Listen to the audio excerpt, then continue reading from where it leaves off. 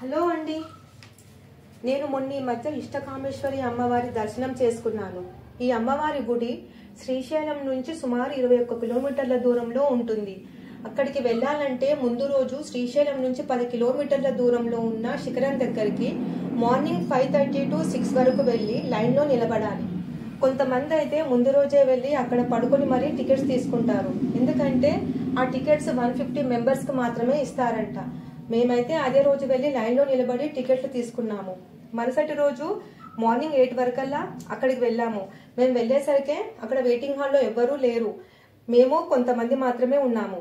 శిఖరం నుండి వాళ్ళ ఓన్ వెహికల్స్లో తీసుకెళ్తారు. మేము బయలుదేరిన 5 కిలోమీటర్స్ తర్వాత అంతా నల్లమలై అడవులు. రోడ్డు అస్సలు బాగుండదు.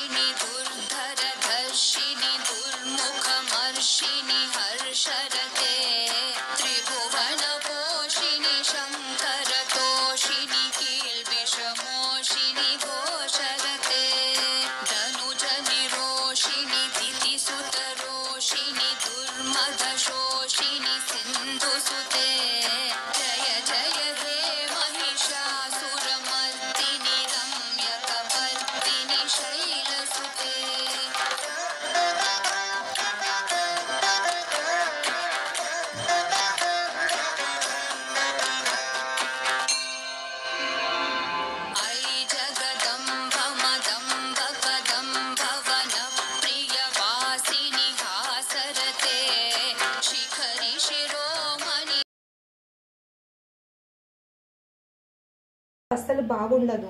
మధ్యలో వినాయకుని దర్శనం చేసుకున్నాము. ఆ తర్వాత దారిలో అయితే జీబులు కూడా వెళ్ళవు, కాలినడకనే వెళ్ళాలి.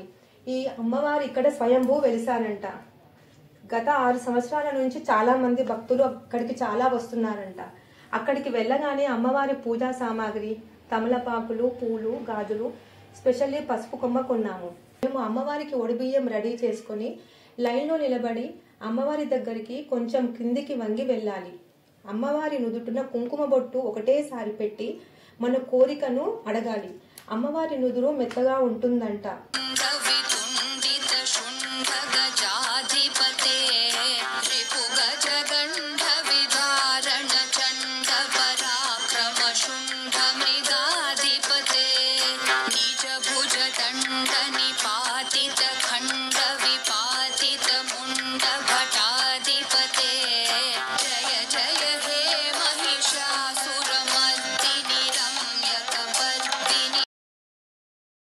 ఆ పసుపు కొమ్మను అమ్మవారి పాదాల దగ్గర పెట్టి ప్రక్కనే ఉన్న శివాలయంలో రావి చెట్టుకు మన సంకల్పం చెప్పుకొని 2 ముళ్ళు మాత్రమే వేయాలంట. పెళ్లి కాని వాళ్ళు 3 ముళ్ళు వేయాలంట. మేము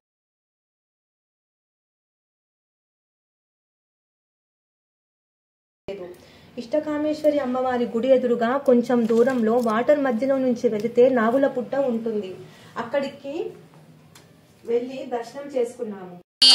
दुराशय दुर्मति दानवदूत कृतान्तमते जय जय हे महिषासुरमर्दिनि रम्यकपर्दिनि शैलसुते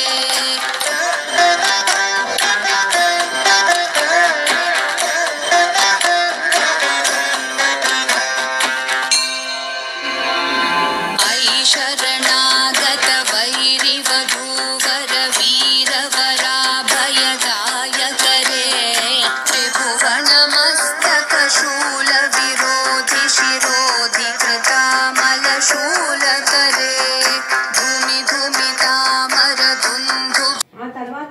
భోజనాలు కూడా పెట్టారు.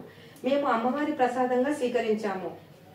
ఫైనల్ గా నేను ఇష్టకామేశ్వరి అమ్మవారి దగ్గరికి ఇష్టంగా వెళ్ళి నా ఇష్టమైన కోరిక నెరవేర్చమని కోరుకున్నాను. అంతా అమ్మవారి దయ. ఓకేనండి, నా వీడియో నచ్చితే లైక్ చేయండి.